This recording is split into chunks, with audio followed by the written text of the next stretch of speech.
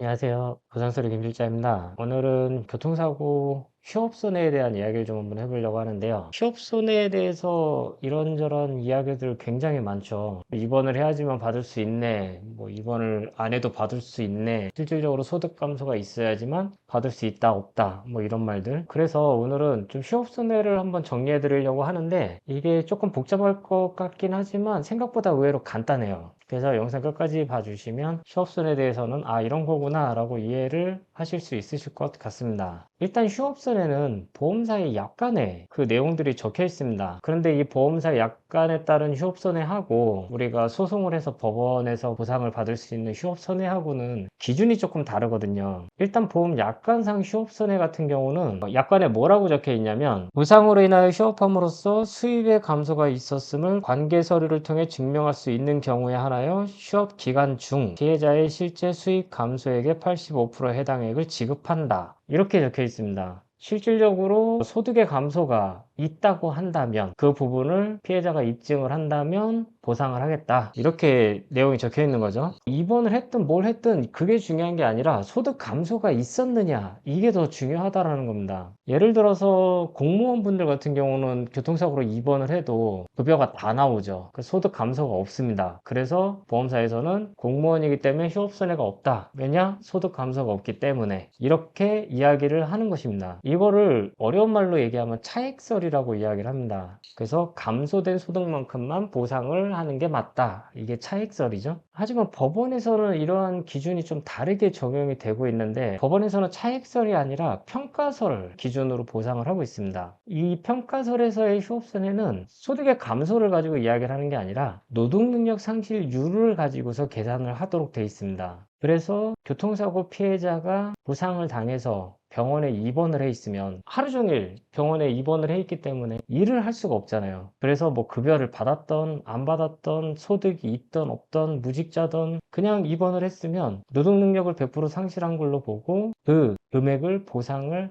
해주는 겁니다. 그래서 실제로 소송을 하게 되면 휴업손해라고 따로 항목을 정해서 청구를 하는 내용들은 거의 없고 상실수익, 뭐 일실수입 이렇게 청구를 하는 내용들이 있습니다. 거기에 입원 기간 동안에는 노동능력을 100% 상실하였으므로 이 금액을 지급하여야 한다. 이렇게 청구를 하게 되는 거죠. 그러면 차익설하고 평가설 이 두 가지만 놓고 보면 어느 게 더 유리할까? 또 이런 문제가 생기게 됩니다. 피해자들의 입장에서는 소득의 감소만 적용을 하는 차액설보다는 전체적으로 다 적용을 해주는 평가설로 보상을 받는 게 훨씬 더 이득이 되겠죠. 예를 들어서 뭐 학생이라든가 무직자라든가 이렇게 소득이 없는 사람들 같은 경우는 소득 감소가 없기 때문에 보험 약관 기준으로는 아예 휴업손해가 발생을 하지 않는 그런 문제가 발생을 하게 되고 이분들이 만약에 소송을 해서 법원 기준으로 보상을 받게 된다고 한다면 이번 기간 동안에 노동력을 100% 상실했기 때문에 휴업손해를 보상을 받을 수 있게 되겠죠. 하지만 일부 사건들에서는 오히려 차액설이 더 보상을 받는 데 유리한 경우도 있습니다. 실제로 저희 사무실에서 진행했던 소송 중에 교통사고로 봉화지겸 진단을 받았는데 입원을 하지는 않고 의사의 권고로 인해서 한 6개월 정도 휴업을 했습니다. 이렇게 휴업을 함으로 인해 가지고 월 계약한 연봉의 40%를 깎고선 급여를 받게 됩니다. 이런 경우에는 월 급여의 40%가 깎였다는 부분을 입증을 할 수가 있겠죠. 원천징수 영수증이라든가 이런 부분에서도 전부 다 급여의 40% 정도가 깎였다는 부분이 입증이 가능하니까요. 그리고 회사 규정에도 이렇게 돼서 휴업을 한 경우에는 월 급여의 60%만 지급을 한다. 이런 규정도 따로 있었고요. 그래서 이분 같은 경우는 법원 기준의 평가서를 그대로 적용을 하게 된다고 한다면 입원을 하지 않았기 때문에 그리고 봉화지겸으로 인한 노동력 상실이 발생을 하지 않았기 때문에 보상을 받을 길이 전혀 없습니다. 하지만 차익세를 적용을 하게 된다고 한다면 연봉의 40%가 깎인 게 입증이 되기 때문에 그로 인한 보상이 가능해지겠죠. 실질적으로 판결에서도 차익세에 따른 소득의 감소 부분이 입증이 돼서 그 부분으로 보상을 받게 되셨습니다. 이런 거를 볼 때 법원에서는 무조건 평가설이다, 무조건 차익설이다 이렇게 적용을 하는 게 아니라 융통성 있게 두 가지를 적절하게 적용을 해서 판결을 하고 있다는 걸 알 수 있겠죠. 이렇게 휴업선에 한 가지만 놓고 설명을 해도 보험 약관이나 법적으로나 굉장히 조금 복잡한 부분이 있긴 한데 아마 대부분의 분들이 카페에서 이렇게 질문을 하다 보면 뭐 입원을 해야지만 보상이 가능하다, 뭐 입원을 했을 때 뭐 85% 보상된다, 뭐 100% 보상된다, 뭐 이런저런 말들이 굉장히 많습니다. 근데 제가 지금 앞에서 설명드렸던 이 내용이